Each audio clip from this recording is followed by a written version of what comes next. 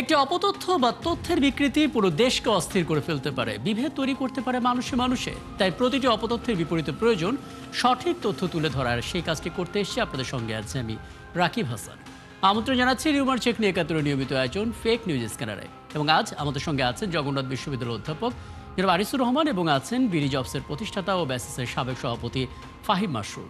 আমরা দুজনকে স্বাগত জানাচ্ছি এবং আমরা আলাপে যাব। তবে তার আগে যথারীতি একটা প্রতিবেদন দেখার চেষ্টা করব, যাতে ধারণা পাওয়া যায় যে কী ধরনের অপতথ্যগুলো আসলে ছড়িয়েছে। বাইরে হয়ে গেল ভূমিকম্প, আর এরপর থেকে আফটার শক চলছে ফেসবুক জুড়ে। সেই শক এখনো থামেনি। এই যেমন বিএনপির ভারপ্রাপ্ত চেয়ারম্যান তারেক রহমানের নামে একটি ভুয়া ফেসবুক পেজ খুলে সেখান থেকে গুজব ছড়িয়ে দেওয়া হলো ভূমিকম্পে নাকি গাজীপুরের একটা কারখানা ধসে শতাধিক মানুষ মারা গেছে। পরে ছবিটি বিশ্লেষণ করে দেখা গেল এটা গাজীপুর নয়, মিয়ানমারের ভূমিকম্পের ছবি, তাও প্রায় ৮ মাস আগের। কাছাকাছি সময়ে আরেকটি ভিডিও পোস্ট করে দাবি করা হলো ভূমিকম্পে যমুনা ফিউচার পার্কের ভবন হেলে পড়েছে। পরে যাচাই করে দেখা গেল ভবনটি হেলে পড়েনি, এর ডিজাইনই এরকম। কিন্তু ততক্ষণে এই ভিডিওটি প্রায় ১,০০০ শেয়ার হয়েছে। আর এসবের মধ্যেই একটা ভুয়া ফটোগ্রাফ থেকে গুজব ছড়িয়ে দেওয়া হলো বিরোধী দল থেকে উপপ্রধানমন্ত্রী নিয়োগ না দিলে নির্বাচনে যাবে না জামাত। দর্শক, কয়েকটা ফ্যাক্ট চেক শুধু দেখে নিয়ে চলুন, তারপর আলাপে যাব। ফেসবুকে দৈনিক কালের কণ্ঠের নামে একটি ফটোকার্ড ভাইরাল হয়েছে। সেখানে দাবি করা হচ্ছে জামাতে ইসলামী বাংলাদেশের আমির শফিকুর রহমান বলেছেন বিরোধী দল থেকে উপপ্রধানমন্ত্রী নিয়োগ না দিলে নির্বাচনে যাবে না জামাত। তবে ফ্যাক্ট চেকিং প্ল্যাটফর্ম ফ্যাক্ট ওয়াচের অনুসন্ধানে জানা গেল ফটোকার্ডটি ভুয়া এবং বানোয়ার। কালের কণ্ঠ এমন কোনো ফটোকার্ড প্রকাশ করেনি। ওদিকে বাইরে ভূমিকম্প থামলেও থেমে নেই ফেসবুকে ভূমিকম্প। এই যেমন গেল ২১ নভেম্বরের ভূমিকম্পে যমুনা ফিউচার পার্কের একটি ভবন হেলে পড়েছে এমন দাবিতে একটি ভিডিও প্রচার করা হয়েছে। ফেসবুকে ছড়িয়ে পড়া সেই ভিডিওটিতে দেখা যায় যমুনা ফিউচার পার্কের প্রধান ভবনের পাশেই অবস্থিত একই ভবনের আরেকটি অংশে ছাদের কার্নিশ লাগোয়া অবস্থায় রয়েছে। তবে ফ্যাক্ট চেক করে রিউমার স্ক্যানার টিম জানায় ভূমিকম্পে ভবনটি হেলে পড়েনি, ভবনটি আগে থেকেই এই অবস্থায় ছিল। প্রকৃতপক্ষে এটি ফিউচার পার্কের ডিজাইনেরই অংশ। ফেসবুকে ছড়িয়ে পড়া আরেকটি ছবিতে দাবি করা হয়েছে শুক্রবারের সেই ভূমিকম্পে ঢাকার গাবতলীতে ভবন ধসে ৩ জন নিহত। তবে যাচাই করে দেখা গেল ছবিটি ঢাকার গাবতলীর নয়, বরং এটি ২০১৫ সালে নেপালে সংঘটিত শক্তিশালী ভূমিকম্পে ধসে পড়া ভবনের ছবি। এছাড়া ২১ নভেম্বরের ভূমিকম্পে ঢাকার গাবতলীতে ভবন ধস কিংবা প্রাণহানির কোনো ঘটনা ঘটেনি।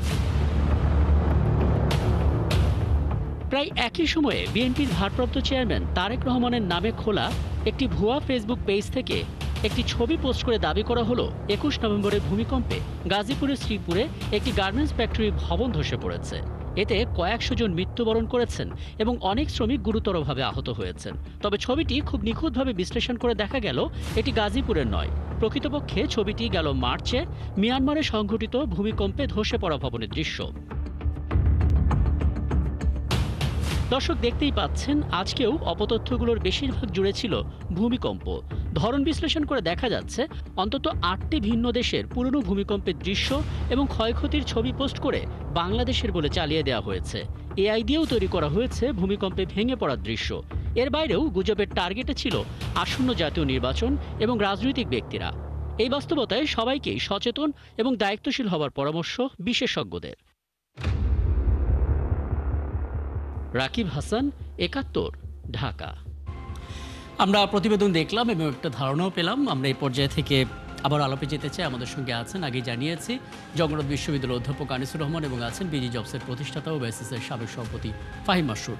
দুজনকে স্বাগত জানাচ্ছি। এবং অধ্যাপক আনিসুর রহমান, আপনার কাছ থেকে শুরুতে একটু জেনে নিতে চাই। আমরা তো অপতথ্যের কারণ বিশ্লেষণ করি এবং বেশিরভাগ ক্ষেত্রে বলা হয় এটা উদ্দেশ্যমূলকভাবে ছড়ানো হচ্ছে রাজনীতি এবং রাজনৈতিক ব্যক্তিদেরকে টার্গেট করে, সামনে নির্বাচনকে টার্গেট করে। কিন্তু কিছু কিছু ঘটনাগুলো ঘটে যেগুলো রিউমারের কারণ খুঁজতে গিয়ে আমরা অবাক হই। মানে ভূমিকম্প হলো বাইরে, মানুষ আতঙ্কিত হচ্ছে, এরপর আমরা ফেসবুকে ভুয়া খবর তৈরি করে আরও আতঙ্ক ছড়াচ্ছি। কি উদ্দেশ্য থাকতে পারে আসলে এর পেছনে? জি, আপনাকে অসংখ্য ধন্যবাদ।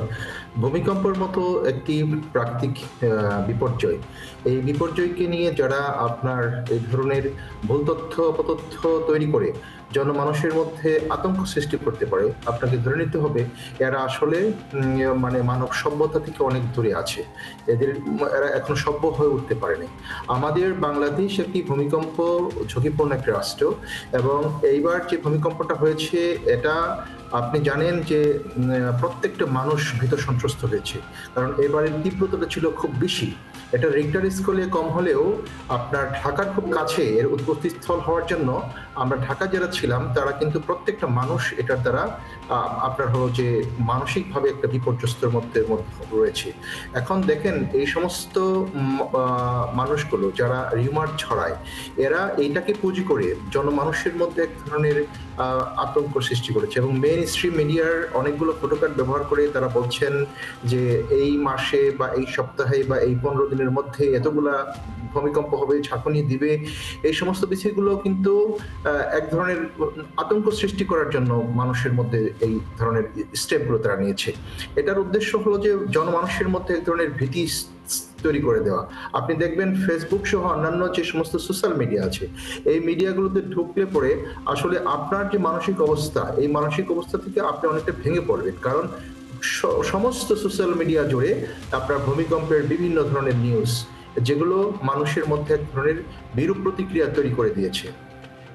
হ্যাঁ, এটা আমাদের মাথায় রাখতে হবে, বাংলাদেশ ভূমিকম্প ঝুঁকিপূর্ণ, এবং ঢাকা শহর এতটা আনপ্লানিড একটা নগরায়ণ ঢাকা শহর হয়েছে, সেখানে এক ধরনের বড় ধরনের একটা যদি ভূমিকম্প হয় তাহলে আমরা এদের এখানে একটা বিশাল মানবিক বিপর্যয় হবে।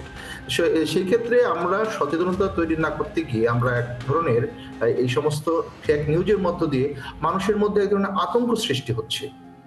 একদম আতঙ্ক সৃষ্টি হচ্ছে, এবং আমরা যতটুকু কারণ খুঁজে বের করার চেষ্টা করছিলাম বিশ্লেষকদের সঙ্গে কথা বলে, অনেকেই বলছেন যে এটা একটা সুযোগ হিসেবে তারা নেয়, যে কোনো কিছু ঘটলে যদি গুজবের মাধ্যমে তাদের পেজের রিচটা বাড়ে, মনিটাইজেশন হওয়া পেজগুলো থেকে সামান্য কিছু টাকা যেন তারা পায়, এমন একটা উদ্দেশ্য থেকেও তারা কাজগুলো করার চেষ্টা করে। কিন্তু ফাহিম মাসুদ, আপনার কাছে একটা বিষয় একটু নজর আনতে চাই। আমরা দেখলাম যে 8টা কাউন্ট করে দেখলাম, ন্যূনতম 8টা দেশের কোনো এক সময়কার ঘটে যাওয়া ভূমিকম্পের ছবিগুলোকে নতুন করে সামনে আনা হচ্ছে, বাংলাদেশের বলে চালিয়ে দেওয়া হচ্ছে, রাজধানীর বলে চালিয়ে দেওয়া হচ্ছে, এবং স্যাটার পেজ যেগুলো বিভিন্ন চ্যানেলের নাম, লোগো, কর্পোরেট কালার ব্যবহার করে নামটাকে একটু বদলে একটু ফানি করে যে স্যাটার পেজগুলো চালায়, সেখান থেকে আসলে এগুলো ছড়ানো হচ্ছে।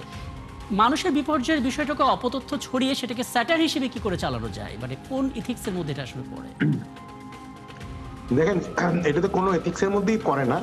আর যারা আমার পূর্ববর্তী বক্তা যেটা বলে গেলেন যে যারা এটা শুরু করে তারা তো আসলে এথিক্যাল মানদণ্ডে পড়ে না।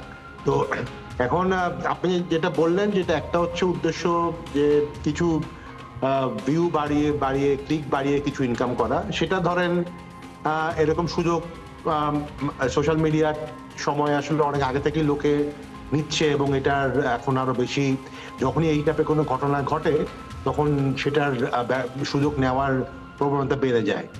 সেটা একটা ব্যাপার। আরেকটা হচ্ছে যে আপনার এটা কিন্তু শুধুমাত্র যে তার মনিটাইজেশন করার জন্য তা না, অনেক ক্ষেত্রে মানুষজন আসলে নিজেদেরকে আপনার দেখবেন যে ইম্পর্টেন্ট ফিল করানোর চেষ্টা করে। হ্যাঁ, এবং এই জন্যই দেখবেন অনেক ক্ষেত্রেই অনেক মানুষজন, সাধারণ মানুষজন যারা আসলে এটা শুরু করেনি, তারাও দেখবেন যখনই এরকম একটা নিউজ তারা পায়, এবং সোশ্যাল মিডিয়াতে পাক বা হোয়াটসঅ্যাপে পাক, তারা কিন্তু সেটার সাথে সাথে আরো 10 জনকে শেয়ার করে। তারা মনে করে যে এটা যে সে করছে এটা আসলে সে একটা মানে সে ভাবে যে উপকার করছে, কিন্তু অবচেতন মনে তার ব্যাপারে থাকে যে সে নিজেকে একটু ইম্পর্টেন্ট যাতে অন্যদের কাছে থাকে, যে এই নিউজটা সবচেয়ে আগে সেই জানলো এবং সেই সবচেয়ে আগে অন্যদেরকে জানালো। এটা একটা সাইকোলজিক্যাল ব্যাপার। এবং সোশ্যাল মিডিয়াতে এই যে মানে নিজেকে একটু জাহির করা বা নিজেকে গুরুত্বপূর্ণ করে দেওয়া, এটা কিন্তু একটা সোশ্যাল মিডিয়া আমাদের একটা কালচার, মানে কালচার হয়ে গেছে। এখন আমরা এটা নিয়ে অনেক কথা বলতে পারি, এটা এথিক্যাল জিনিস বা অনেক কিছু নিয়ে কথা বলতে পারি, কিন্তু এটা আসলে সলিউশন কি, সেটাই আসলে আমার কাছে মনে হয় আমাদের বেশি সময় দেওয়া উচিত। কারণ এই ঘটনাগুলি ঘটবেই, আমরা যতই এগুলো ক্রিটিসাইজ করি না কেন, সোশ্যাল মিডিয়া থাকবে, এআই থাকবে এবং এর ব্যবহার এভাবে হবেই। তো তো এটার জন্য আসলে একটাই সলিউশন, যেটা আমরা সবসময় বলে আসছি, যে যত তাড়াতাড়ি এই মিস ইনফরমেশনকে অ্যাকচুয়াল ইনফরমেশন দিয়ে দূর করা যাবে, ততই আসলে এটা একটা ব্যালেন্স থাকবে। একদম। আমি আসলে আলাদা করে সমাধানের জায়গাটা খোঁজার চেষ্টা করব একটা ছোট্ট বিরতি পর ফিরে এসে। এবং আপনি খুব চমৎকার একটা কথা বলেছেন, এটা আসলেই একটা অদ্ভুত হিউম্যান সাইকোলজি, যে খুব দ্রুত আমার কাছে এই তথ্যটা চলে আসছে, সবার আগে আমিই জানি, সেই জাহির করা একটা প্রবণতা থেকেও মানসিক গুজবটা ছড়াচ্ছে। আমি সমাধানের জায়গায় খুঁজবো। ছোট্ট একটা বিরতি পর ফিরে এসে আপনারা আছেন আমাদের সঙ্গে। দর্শক, আপনারা আছেন ফেক নিউজ স্ক্যানারে। ছোট্ট একটা বিরতি পর ফিরছি, আমাদের সঙ্গে থাকবে। ধন্যবাদ সাথে দেখার জন্য। আমরা আছি ফেক নিউজ স্ক্যানারে এবং আমার সঙ্গে আবার অতিথিরা আছেন। অধ্যাপক আনিসুর রহমান, এ পর্যায়ে সমাধানটা আমরা খুঁজতে চাই। আপনি শুনলেন ফাহিম মাসুর খুব চমৎকার করে বলছিলেন, এটা আসলে আমাদের একটা হিউম্যান নেচার হয়ে গেছে, যে আমার কাছে সবার আগে তথ্য আছে, এক্সক্লুসিভ তথ্য, সেটা জানিয়ে দিই এবং আমি চেক করছি না যে এটা আসলে কবেকার তথ্য, আমার দেশে নাকি আমার দেশের বাইরে। মানে মানসিক সমস্যা বোঝা যাচ্ছে, এখান থেকে বেরোনোর উপায়টা কি এবং সামাজিক যে সচেতনতার কথা আমরা বলি, সেটা আসলে কিভাবে তৈরি হবে? কারণ এখনও তো করোনা মহামারীর মতো করে আমরা আসলে অপতথ্যটাকে মহামারী হিসেবে ডিটেক্ট করছি না। না, আপনাকে দেখতে হবে যে আমাদের জাতি হিসেবে আমরা কতটুকু আপনার সভ্য হতে পেরেছি। টেকনোলজি কিন্তু সবসময় মানসিকভাবে প্রভাবিত করে, মানুষকে মেন্টালি টেকনোলজি খুব প্রভাবিত করে। সোশ্যাল মিডিয়া বিশেষ করে যারা সবসময় ব্যবহার করেন, এদের 2-3টা উদ্দেশ্য থাকে। একটা হলো যে এক ধরনের অ্যাডিকশন আছে এই ধরনের সোশ্যাল মিডিয়ার ব্যবহারের প্রতি, আরেকটা হলো ভিউ বাণিজ্য করে একটা কিছু টাকা আর্ন করতে চায়, কিন্তু টাকা আর্ন করতে গিয়ে তার যে মোরাল বেসমেন্টটা আছে সেটা সে দেখতে চায় না, অর্থাৎ তার যে মূল্যবোধটাকে সে হারিয়ে ফেলে, যে আমি যে বিষয়টাকে সামনে নিয়ে আসছি সেটা আমার সোসাইটির জন্য বা আমার দেশের জন্য কতটুকু কল্যাণকর সেটা কিন্তু আর বিবেচনা করে না তারা। সুতরাং এই দিকটা তো আছেই। আরেক দিকটা হলো মানুষ হিসেবে যদি আমরা সভ্য না হতে পারি, আমরা যদি আমাদের অ্যাপ্রোচিং এর মধ্যে যদি সমস্যা থাকে, in the time it will problem for whole nation. এটা হোল নেশনের জন্য বাস্তবতা। আরেকটা বিষয় আমার কাছে আজকে দেখেছি, সোশ্যাল মিডিয়ার অন্যান্য পোস্টগুলো কিন্তু মেইন স্ট্রিম মিডিয়াতে, যেমন আল জাজিরা 2-3টা ফটো করেছে, আপনার তাদের সাইডে দিয়েছে, সেটা প্রমাণ করছে যে বাংলাদেশ একেবারে আফ্রিকার চেয়েও একেবারে খারাপ দেশ, মানে আপনার হলো যে হ্যাঁ, এই সমস্ত বিষয়গুলো কিন্তু আছে, সেটা একটা দিক। এবং আরেকটা হলো যে আমাদের সোশ্যাল মিডিয়া তো এখন ওয়ার্ল্ড ওয়াইড স্প্রেড হচ্ছে, আমাদের সমাজ এবং সভ্যতা আমরা কতটুকু ওন করি সেইগুলোর মধ্যে দিয়ে কিন্তু প্রকাশ পায়। সুতরাং এই ধরনের মেন্টালিটি থেকে বের হয়ে আসতে হবে যে আমরাও ভালো, আমরাও সিভিলাইজড নেশন হতে পারি আমাদের এই পোস্টের মধ্য দিয়ে। মানে দৃষ্টিভঙ্গির একটা বড় ধরনের ইতিবাচক পরিবর্তন প্রয়োজন। হ্যাঁ, জনাব ফাহিম মাসুর, এক্ষেত্রে দুটো বিষয় অনেকেই জানতে চান। প্রথমত, ফেসবুক নিজেরা তো জানে যে একটা পোস্ট মিয়ানমারের সময় আপ করা হয়েছে, ওই সময় ঘূর্ণিঝড় 5 মাস আগে, আজকে আবারও সে একই ছবি আপ করা হচ্ছে বাংলাদেশের নামে। প্ল্যাটফর্ম কেন এটা ডিটেক্ট করতে পারে না? এখন তো এআইয়ের যুগ। আর দ্বিতীয় বিষয় হচ্ছে, ফেসবুক কি শুধু আমাদের দেশে ব্যবসায় করে আমাদের দেশের মূল্যবোধের সঙ্গে কি তারা একটু ম্যাচ করছে না, বা সেরকম নিয়ে তারা ভাবছে না? কি দেখেন? দেখেন, ফেসবুক যে এগুলি করতে পারে না তা না, কিছুটা তো করতে পারি, আবার পুরোটা সবকিছু করতেও পারে না। কারণ এখানে আসলে এত বেশি কন্টেন্ট, মানে মিলিয়ন, মানে ফেসবুক তো আসলে মানে লক্ষ লক্ষ লোক ইউজ করে না, শয়ে কোটি লোক ইউজ করে। তো এই জায়গাগুলোতে আসলে কন্টেন্ট ফিল্টারিং করা, এটা আসলে একটা বিরাট মানে কস্টলি একটা ব্যাপার। এখন ফেসবুক কেন এই কস্টটা, সে হয়তো এই কস্টটা বিয়ার করে অন্যান্য কান্ট্রিতে, ডেভেলপ কান্ট্রিতে, যেখানে বেশি কমপ্লায়েন্স আছে, রেগুলেশন অনেক বেশি আছে, এবং যেখানে সে ফেসবুক নিজের মানে রেজিস্ট্রেশনও আছে এবং তার ওখানে ব্যবসায়িক একটা ঝুঁকি আছে। বাংলাদেশে তো আসলে তার রেজিস্ট্রেশনও নাই, সেখানে আসলে তার কোনো দায়বদ্ধতাও নাই।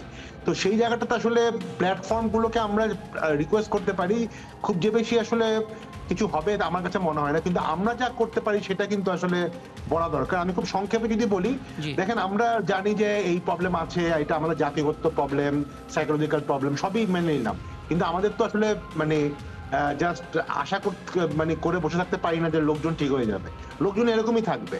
তো সেই ক্ষেত্রে রাষ্ট্রের একটা ভূমিকা আছে। রাষ্ট্রের ভূমিকা হচ্ছে যে এই যে আপনি যে প্রায় বলছেন যে ফ্যাক্ট চেকিং অর্গানাইজেশন এটা বলেছে, কিন্তু দেখবেন এটা কিন্তু একেবারে ভলেন্টারি বেসড একটা অর্গানাইজেশন। রাষ্ট্র এখানে এক ধরনের ইনভেস্ট করার জায়গা আছে।